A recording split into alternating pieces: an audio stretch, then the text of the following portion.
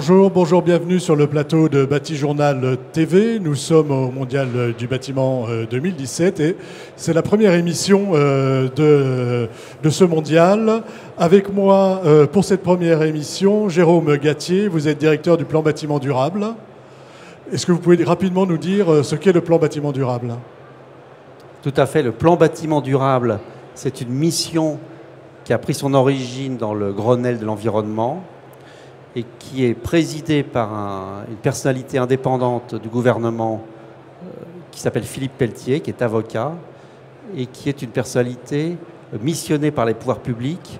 Et le but de notre mission, c'est de rassembler tous les professionnels du bâtiment et de l'immobilier à Paris et en région et dans les territoires autour des objectifs français d'amélioration de la performance énergétique de tous les segments du bâtiment.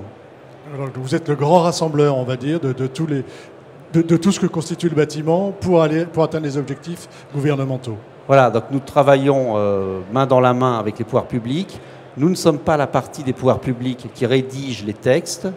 Nous sommes plutôt une structure de concertation en amont, de diffusion des informations sur toutes les nouveautés qui se passent, soit initiées par l'administration et le gouvernement, soit initiées par les gens du marché ou des territoires. Et nous avons aussi le rôle de mettre les gens en réseau entre eux, de les faire se rencontrer quand ils ont des intérêts ou des projets communs de notre point de vue, et aussi d'avoir le retour terrain, le retour d'expérience de tout ce qui se passe dans ce monde de la transformation du bâtiment. Par exemple, beaucoup de dispositions de la loi transition énergétique de 2015 sur le chapitre bâtiment prennent leur origine dans des réflexions collectives du plan bâtiment durable. D'accord. Merci. Monsieur Yann Dervine, bonjour. Bonjour. Vous êtes directeur d'Effinergie. Pareil, faites-nous une petite présentation d'Effinergie. Je vais peut-être être un peu moins long. Effinergie, c'est une association créée il y a 11 ans maintenant, à l'initiative de différents acteurs, dont des collectivités territoriales, des industriels, des experts, des banques, j'en oublie, je pense. Et le but était de définir un niveau d'efficacité énergétique plus ambitieux que ce qu'on faisait à l'époque. On était à l'époque en réglementation thermique 2005. Donc de définir un niveau très ambitieux, et donc petit à petit le label BBC est apparu issu des travaux de l'association. Et depuis on continue sur cette voie en élargissant notre spectre de l'énergie à d'autres aspects. Et en allant de plus en plus loin et de plus en plus fort, on va dire, sur les capacités des bâtiments à moins consommer et à être plus confortables, parce qu'on abordera aussi ce sujet-là tout à l'heure. Tout à fait, toujours plus fort. Toujours plus fort. Donc là, la thématique de notre émission aujourd'hui, c'est après la RT 2012. Donc, après la RT 2012, que va-t-il se passer? Mais avant de voir ce qui va se passer, j'aimerais que vous nous fassiez un petit bilan de la RT 2012, nous dire les points qui sont selon vous positifs, et puis peut-être les points plus négatifs, ou en tout cas les points qui restent à travailler. Monsieur Gattier, vous avez la parole, et ensuite Monsieur Dervin. Oui, merci. Alors, concernant la RT 2012, qui est la réglementation pour la construction neuve en France dans le domaine énergétique, je pense que nous considérons, et c'est les retours que nous avons de tous les gens qui travaillent avec nous, que c'est une réglementation qui a permis un progrès important dans la performance énergétique intrinsèque, c'est-à-dire au moment de la construction. On sait aujourd'hui que ça a été positif dans la performance énergétique. Ça a été positif dans la performance énergétique des bâtiments, c'est-à-dire qu'ils consomment beaucoup moins dans les bâtiments de la génération RT 2012 que les bâtiments précédents. Ça, c'est quelque chose que vous constatez, vous, sur le terrain, avec les bâtiments que vous labellisez. Oui, d'autant plus qu'on avait l'expérience du BBC Effinergie précédemment, donc sur la RT 2005. Et la RT 2012 a repris les niveaux de ce niveau BBC Effinergie. Donc on a effectivement maintenant, depuis 2007, 10 ans. 10 ans de recul. De recul sur ces labels BBC, et donc ensuite sur la RT 2012. Alors la RT 2012, ça commence à venir, le recul. On est encore un peu au début du recul, mais sur le BBC, on en a un très bon maintenant. Et effectivement, on compile les données de ces bâtiments dans un observatoire, et on peut observer les gains énergétiques qui ont été réalisés. Alors gains de performance intrinsèque, comme tu l'as très bien dit, c'est-à-dire qu'on n'a pas systématiquement du retour sur la consommation énergétique réelle de ces bâtiments. Voilà, hein, on sait, c'est un peu comme la voiture qui va consommer, on sait combien on va consommer, combien on devrait consommer, mais en réalité, peut-être qu'en fonction des habitudes de chacun, on va consommer un peu plus ou peut-être un peu moins. C'est exactement ça, oui. Est-ce qu'il y a des aspects négatifs sur le... Alors, ou en tout cas des choses qui n'ont pas encore été complètement intégrées dans les pratiques professionnelles. Il y a des choses, on s'est aperçu dans la RT 2012 qui mériteraient d'être travaillées. On a un souci, alors ça va être un peu technique, mais il y a 2 points en fait dont je voudrais parler, c'est les ponts thermiques et puis le calcul du BBO.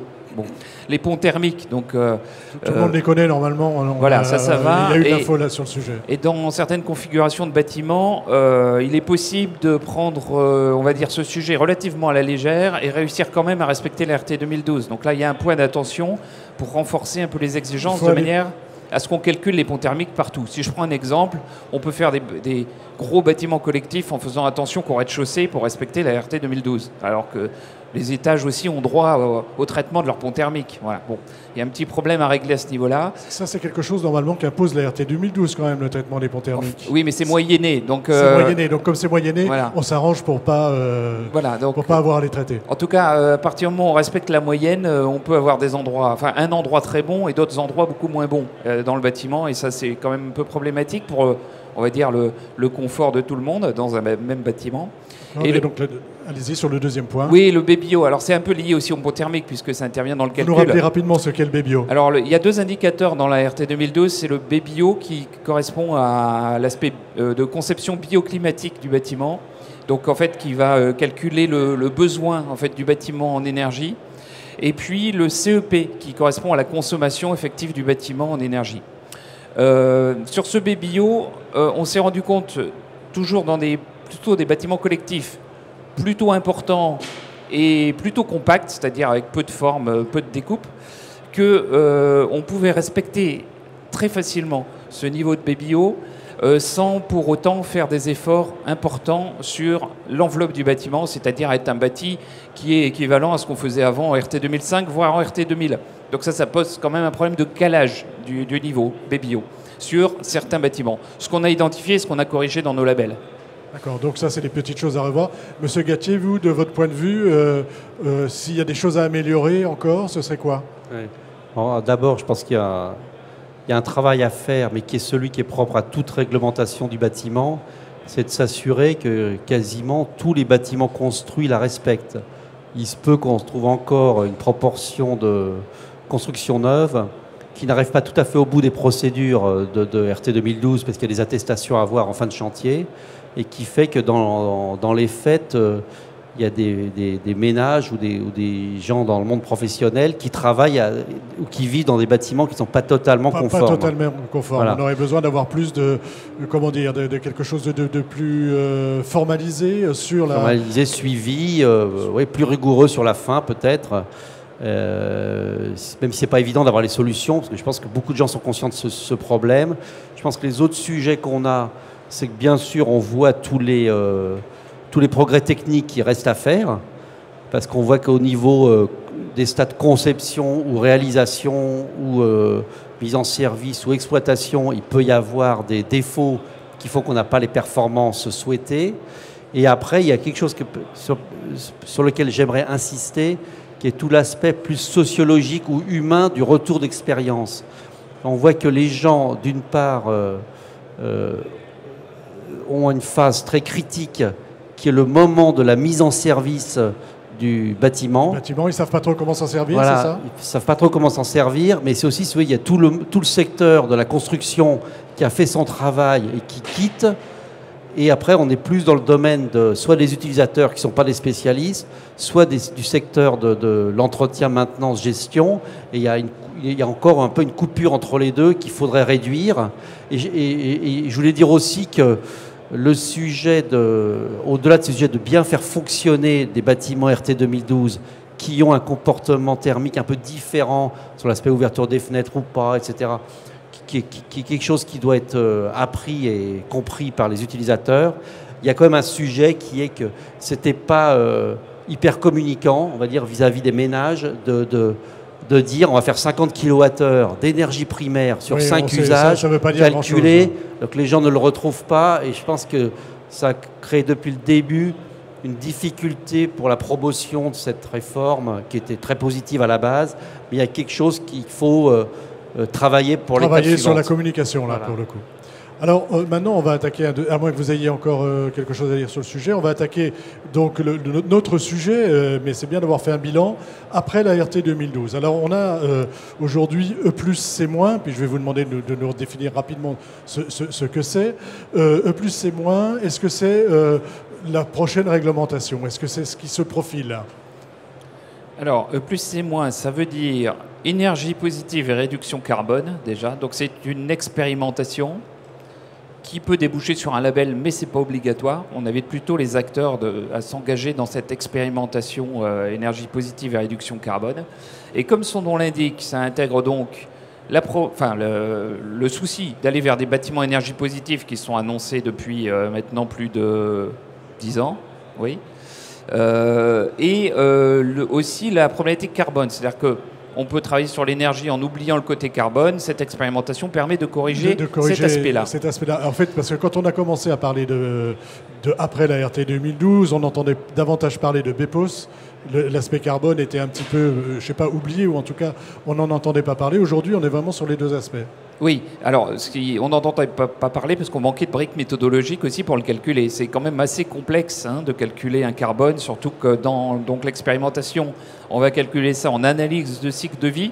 Donc on va calculer tous les impacts carbone et énergétiques d'ailleurs aussi, de tous les matériaux et de toutes les actions, les services contribuant à la construction, à la vie et à la déconstruction du bâtiment. Donc méthodologiquement, c'est quand même un sujet bien plus complexe que le calcul énergétique qu'on connaît depuis pas mal de réglementations thermiques maintenant. Donc voilà, donc c'est une nouveauté. C'est pour ça que c'est une expérimentation. Il faut que les acteurs se l'approprient et montent en compétence sur ce sujet-là. Voilà. Monsieur Gattier, vous, de votre point de vue du plan bâtiment durable, on a vu que vous étiez un petit peu au-dessus de la mêlée. Vous, comment vous la voyez, cette expérimentation E+, C-? Est-ce que c'est quelque chose qui est positif? Et si oui, est-ce que vous pensez est-ce que vous pousserez à ce qu'on l'intègre à une prochaine réglementation? Oui, alors je pense qu'on peut dire, sans trop se vanter, que le plan bâtiment durable fait partie des instances qui ont fait en sorte que les réglementations thermiques ou énergétiques évoluent vers un cadre plus large. Donc là, on va plus vers de l'environnemental et la prévention du réchauffement climatique en prenant en compte le carbone tout au long du cycle de vie. Donc ça, c'est très positif. Je dirais que, mais ça peut-être qu'on en parlera tout à l'heure, il faudrait même que le scope de ce qui est pris l'étendue de ce qui est pris en compte soit encore plus large que l'énergie et le carbone. Mais nous sommes favorables à cette évolution. Nous pensons que c'est bien que ce soit dans la prochaine réglementation et nous pensons que c'est bien aussi que ce soit sous forme d'une expérimentation. C'est une expérimentation où il y a eu beaucoup de concertations techniques et autres, où la profession a été beaucoup associée, ce qui est bien. Elle est même supposée être copilotée entre les professionnels et le ministère. En plus, ce qui est positif, c'est qu'il y a plusieurs niveaux possibles de performance. C'est pas oui, non. Donc les gens peuvent se situer et évoluer dans le temps.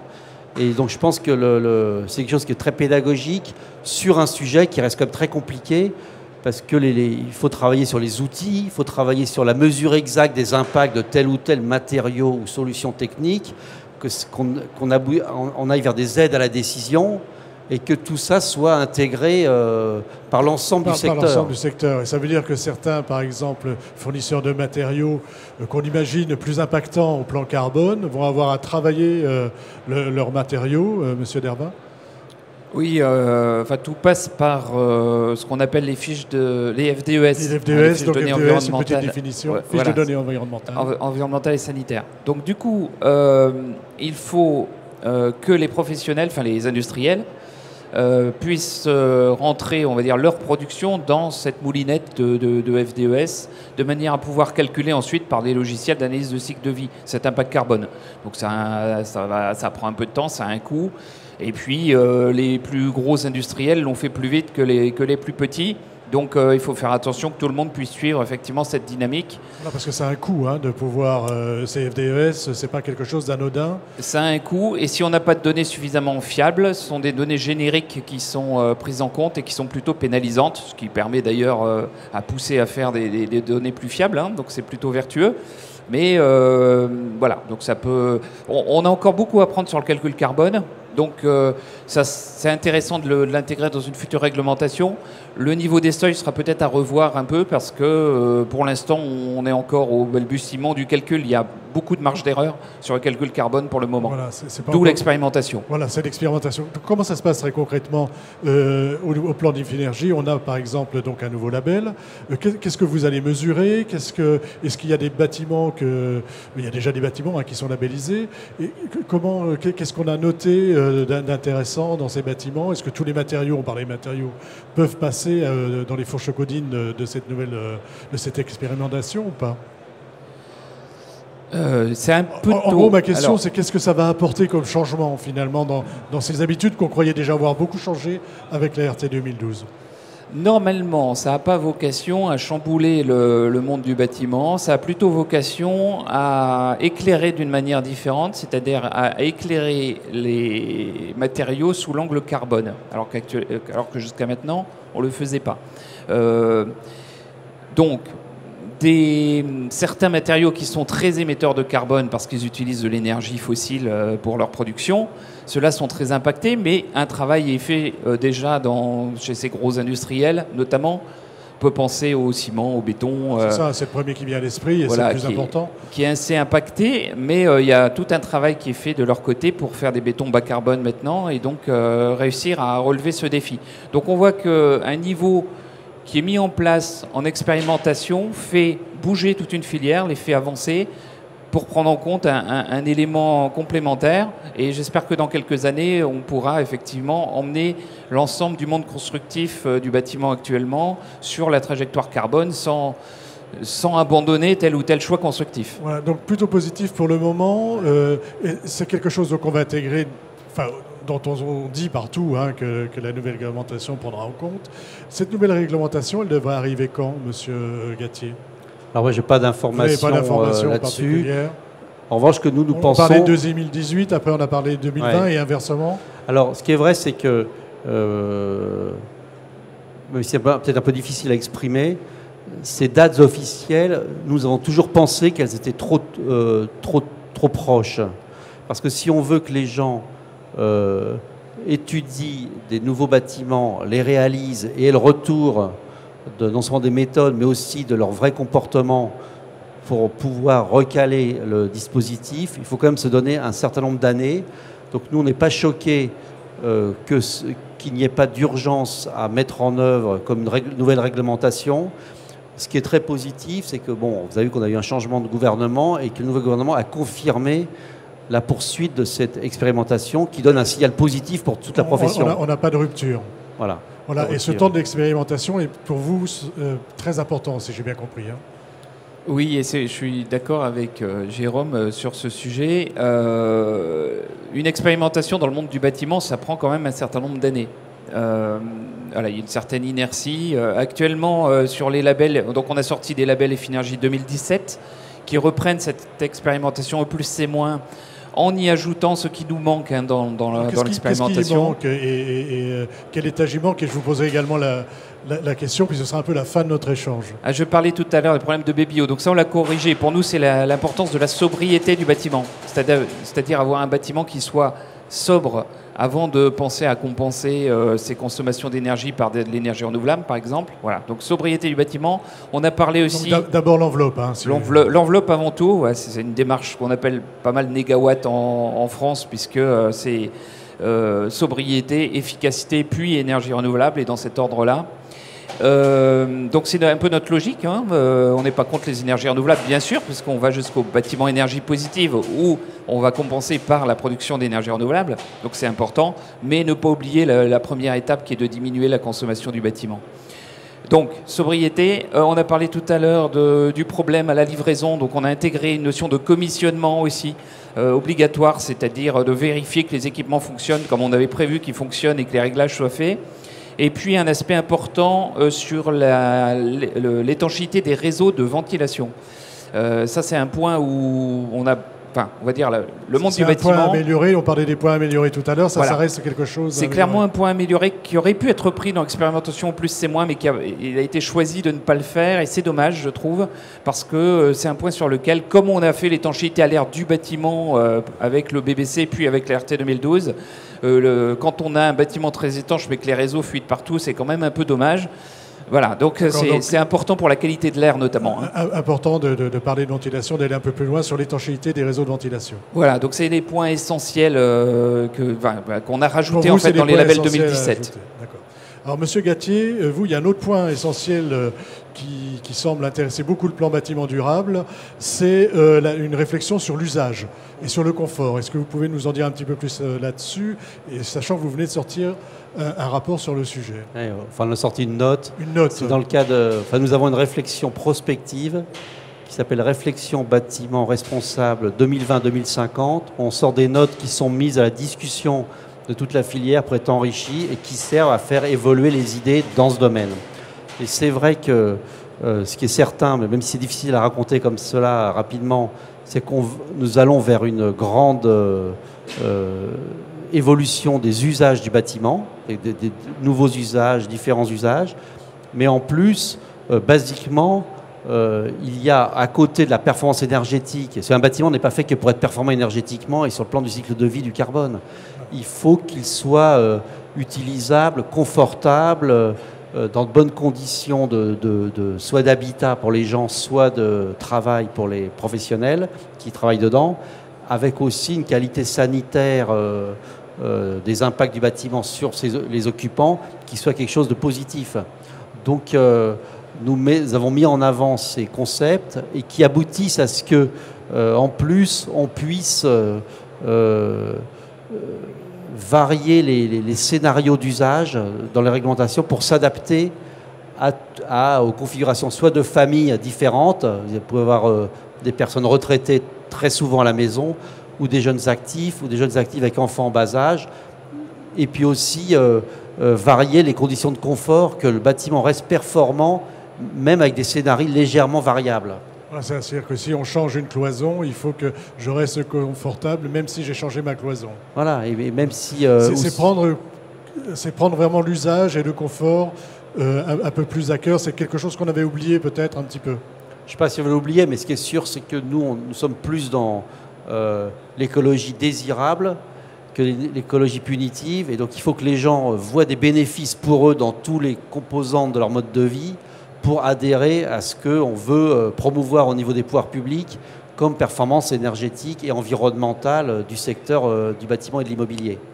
Sur ce sujet, M. Derbin, de l'usage et du confort, c'est quelque chose auquel vous faites attention chez Finergie.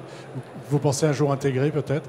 Alors, je ne sais pas comment on peut l'intégrer, je ne sais pas comment ça se mesure après. On l'intègre, mais partiellement. C'est-à-dire, pour avoir un label Efinergie, c'est un processus de certification du bâtiment qui doit être fait, donc via les organismes certificateurs.